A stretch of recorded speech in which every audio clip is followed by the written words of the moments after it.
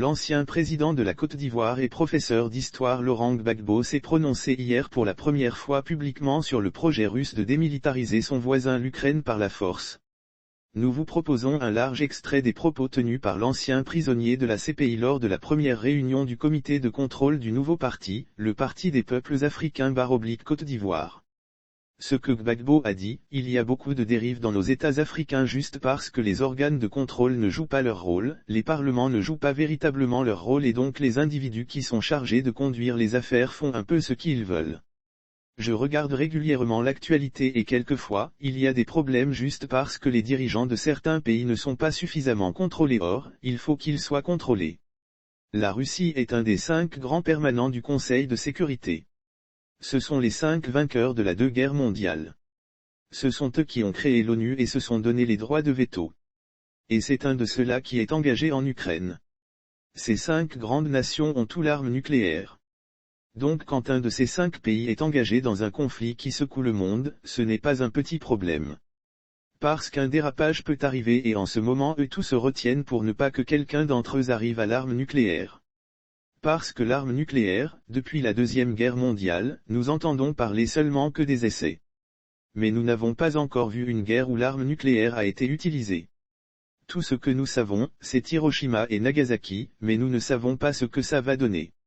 N'ignorons pas que cette crise va avoir des implications sur l'Afrique, le prix du carburant va monter puisque toutes les voies de communication maritime sont potentiellement bloquées et toutes les voies de circulation monétaire également bloquées.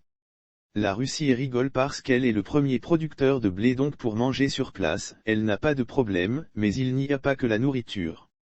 Aux USA, pour celui qui a écouté Joe Biden l'année dernière, il commence à avoir des problèmes parce qu'il faut que les États-Unis s'approvisionnent totalement en pétrole, mais approvisionnent aussi l'Europe occidentale qui est approvisionnée par la Russie en pétrole et en gaz. Je ne parle même pas du sort des Africains.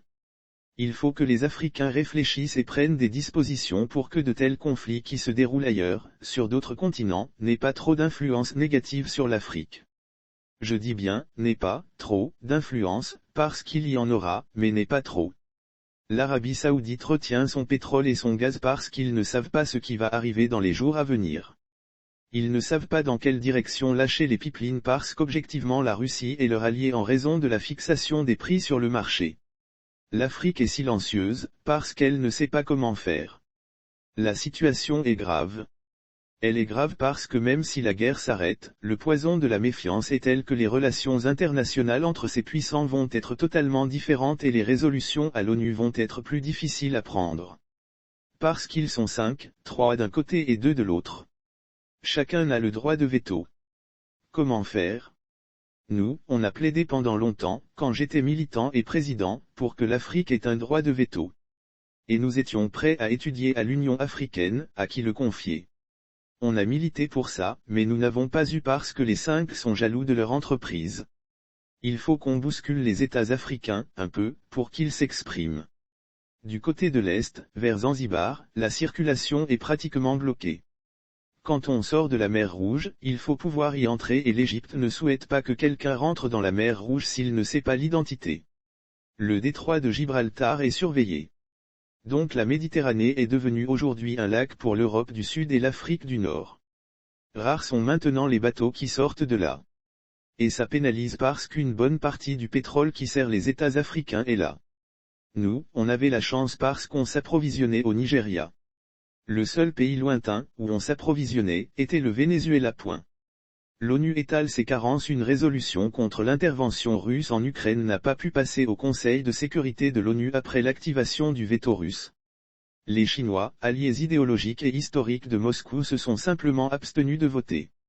Une autre résolution symbolique sans conséquences juridiques a elle pu obtenir la majorité au cours de l'Assemblée générale de l'ONU tenue hier.